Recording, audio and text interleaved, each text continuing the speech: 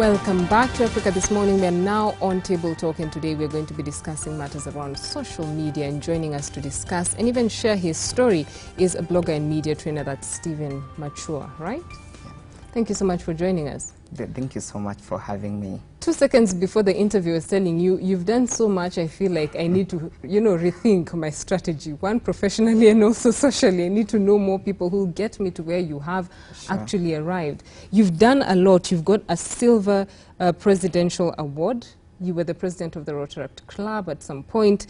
You have attained the position of Communication Secretariat of the first UN Environmental Assembly, the first Africa Youth Charter Summit, and so on and so forth. Share with us your history, one touching on the passion that you have for social media and also touching on empowerment among the youth. Okay. Thanks a lot, Beryl.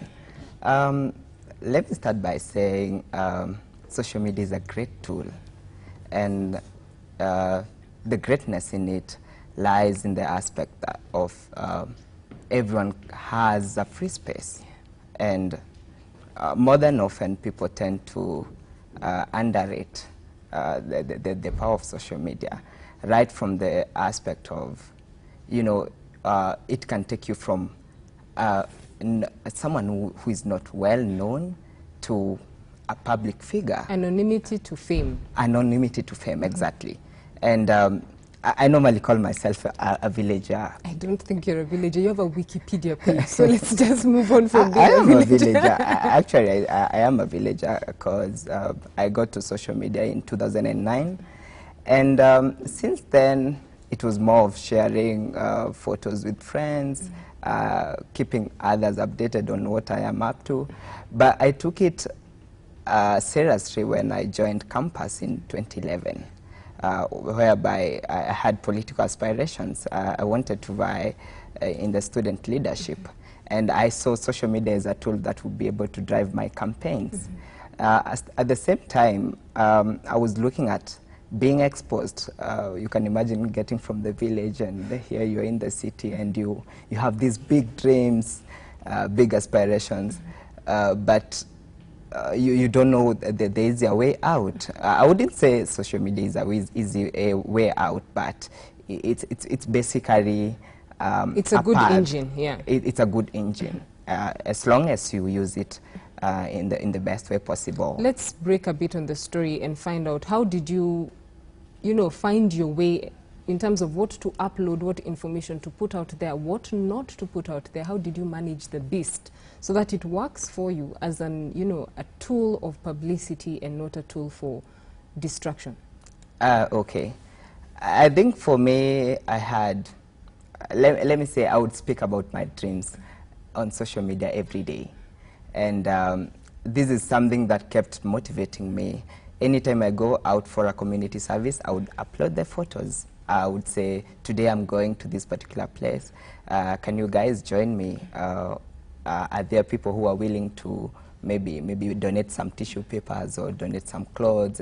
We are visiting this particular children's home. Or in the aspect of leadership, I would say, today I'll be leading a Rotaract Club meeting at this particular time. So all of you are welcome.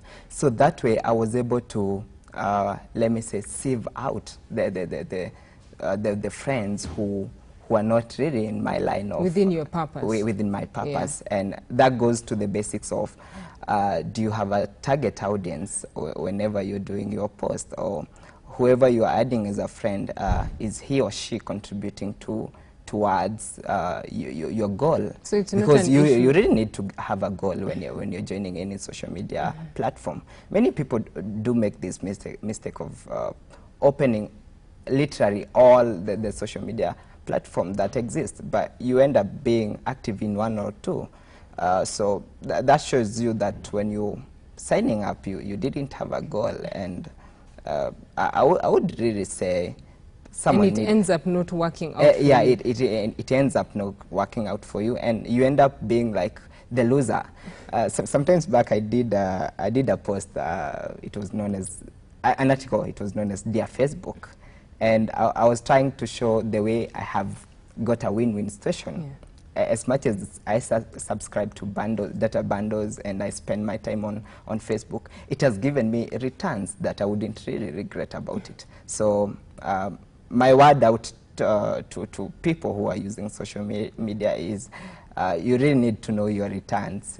I mean, and what exactly you're getting out from it. Yeah, what you're getting out from it. We'll talk about the race that is presently there of getting as many people as possible to follow me on Facebook or to follow me on Twitter, and what benefits that will have in terms of amassing power on social media.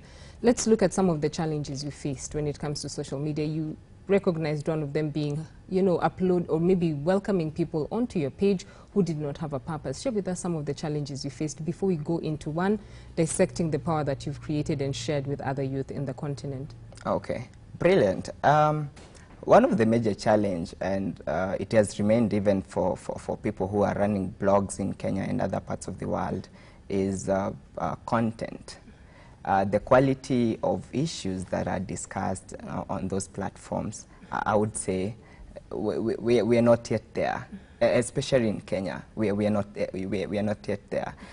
Sometimes I feel bad when I see something like youth policy. We are in 2015. In September, there will be a major UN assembly on a development agenda that has like 17 goals, but very few people are talking about it on social media. The only thing we see is too much negativity, and this is inclined to the current maybe political pressure or something. I think people are so much inclined to what is happening around them, more than things that would affect their lives in the next 1 year. And what is it that, one, you're doing as an ambassador for positive change on social media to get the youth to actually think very positively about their capacity to create change within their countries and also within the continent? Okay. Beryl, I think I started something last year on monthly social media training. And this one, we've been doing it free of charge for young people and for youth organizations. So every first Saturday of the month, we normally have social media training. The next one is coming up on 31st January. And the whole idea is to make sure that these young people are able to know how to brand themselves online, and at the same time know the level, the quality of content that they need to portray. Still at the same time, I do run a weekly chat known as NAYD chat, which is on development issues in Africa. And the fact that this chat is on development issues, I'm trying to pull in people who can really positively contribute to the development agenda, both at personal level and at national and regional levels. I was touching on your agenda with that previously in the question, and I inquired of you what you've done. And looking at the content that you've managed to push out among the youth who you've trained, share with us the breakdown. What percentage of the youth who come for training every month actually, move towards development agenda, and how many of them are moving towards the fun, the music, the entertainment, the negativity of politics? Is the negativity taking over as opposed to the positive? Okay. The good thing about it is the aspect of, young people who normally come for the trainings really doing well. I know some people who have already started their personal blogs, and they're blogging about technology, they're blogging about current issues, but now with more researched content, with more frequency, and still at the same time, people have seen the power of the social media. Because actually, Beryl, I can tell you, most of the things that I've got since 2011, most of the opportunities, like 99% of them, I've got them on social media or anything that is related to social media. So that tells you something. It's a platform for growth. But and again, there's power attached to it. Yeah, but again, the power lies on how you look at it as a person, and are you willing to change, you know. Share with us the impact that you've had on the regional front, because you're conducting trainings, which we are not going to touch on in Uganda. We are also conducting trainings in Tanzania as well. Share with us how you're moving the campaign forward and what impact have you created in the 2 East African countries. Let me say my focus has been more on organizations, because I normally assume that organizations represent people. And if you're able Why to... do you make that assumption? This is pretty much because I do run an organization known as Change Mind, Change Future, and we have over 350 volunteers. So if you're able to train some of the top organization leaders, you are assured that they will organize a similar training and do a training for the 350. I cannot be everywhere. I cannot be able to reach out to all these people, but within units like an organization or a corporate, it will be quite easier. Talking of the Tanzania one, actually it was more of like 20 minutes presentation during a workshop on organization development.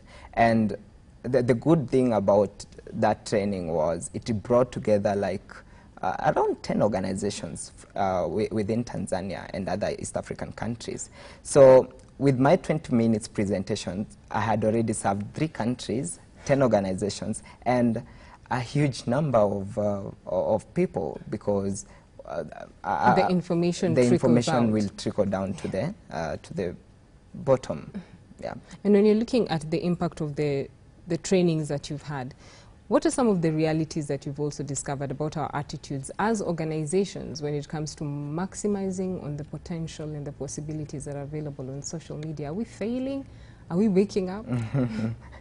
That's quite interesting, because the level of financial commitment when it comes to issues of social media, it's still a big issue for organizations, for corporates, and even for individuals. It becomes hard for an organization to set a budget for social media, because they assume they know.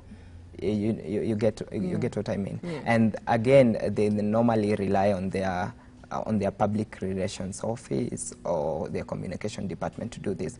But we've noticed that there's still a huge gap when it comes to social media, because most of these guys, maybe they were trained before social media became a major tool for maybe organization or company development. So in a nutshell, I would say the major obstacle to most organizations or to most companies is financial commitment, of which they really need to think about it. But again, there's also the fear of the returns, because are we going to put in justification for getting social media exactly? Are we going to put like our 1,000 USD in a particular social media platform or development, and then not get any returns? You know, yeah. or not get any business. So, but with time, if they are keen enough on it, be assured that it will drive their business. And are those some of the maybe is that some of the information that you share with the organization? Yes, I do that. Yes, the value aspect, and this comes in with the analysis tools, because someone wants to know, I'm coming from 0 sales to like 10 sales in a day, and to 30 to 40. Yeah. But it's too unfortunate that most people, I normally call it instant coffee generation. Fast food generation. Fast food, yeah. Or the microwave mentality, if you like it. People want to get on social media today with 0 sales. And in the evening, they want to have 100 sales, and it goes back to the basics. You can't be born today and be 70 30 years old. in 2 hours time. In 2 hours time, Yeah. When you're looking at some of the challenges faced by those who are taking up social media aggressively, one of those is policy. The fact that countries have different policies around the social media platforms. How have you been able to navigate some of the barriers that are present on the East African and also on the continental platform? And what are some of the campaigns that you're pushing forward or even having conversations around so as to ensure that the field is opened up and even governments better understand the potential of social media? I think something that really needs to be done is social media policy. We need a social media policy, and again, with the policy, I'm looking at the aspects of both from the users aspect to the government's aspect, in the sense, if someone is to post something on social media, you have to be personally responsible for that particular post. And on the government side, it needs to bring the free space. It needs to give the people a free space whereby they can speak out their thoughts, but again, on a responsible scale. That's the very delicate balance of censorship versus freedom of expression. Do you think that that is a campaign or even a conversation that we've started having as a continent, even as a region? Maybe with the recent happenings, it's something that is... in Kenya, yes. yeah, it's coming out. But I normally insist, if something is not appealing to your immediate, maybe your immediate audience, it won't be appealing to the general audience. So responsibility is the key thing. And this comes with growth, and I think those are some of the, and sensitization. and those are some of the skills that people are missing or lacking. And do you think that you are having conversations to guide those who are taking up social media to be more keen on this without trying to limit them? And have you faced experiences that have seen you, one, have to defend whatever you've uploaded, or even some of your trainees defend whatever they have uploaded on social media? In that aspect, I would say pretty much not many people are on that, let me say, sensitive corner. Yeah. Let me say I've not yet got there as a person, and even the people that I've been dealing with. But I'm seeing a situation whereby maybe this year I might be talking much about youth policy, and maybe that might seem to be offensive, as it's indicated in some of our policies in the country. Sure. But again, let's look at it with a positive mind. And if someone points at you, first ask yourselves, why is he or she pointing at you? What is the justification for being in the red zone? Yeah.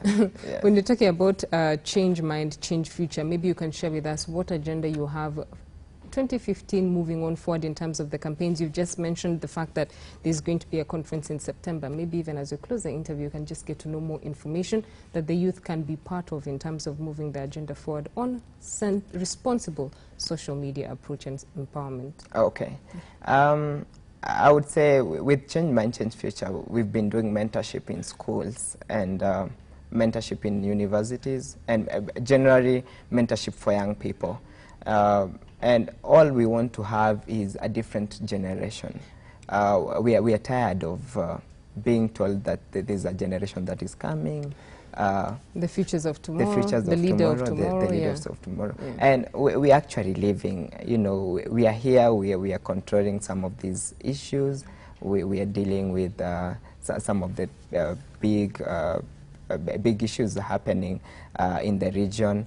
And I would say young people have the ability, they have the capability, and it all takes the aspect of believing in themselves. And with this mentorship, we want them to believe in themselves, and at the same time grow, get that aspect of personal growth, which will be able to put them out in the limelight. And these are going to be the leaders. They are going to be the ministers of, and then maybe the next campaign platforms will actually be online. Yeah, you never know. I mean, the world is going digital, so we are globalized already. Exactly. Thank you so much for joining us, Stephen. It was a pleasure hosting you. There's a lot that you can share with us, and of course, for the youth out there, you've just had StephenMachua.com is always offering training programs every month to ensure that you've got the right information on getting yourself publicity online on a positive and also responsible note. I've been your host, Beryl Oooro, from the team and myself here at Africa This Morning. Enjoy the rest of your viewing and keep it Ebro Africa.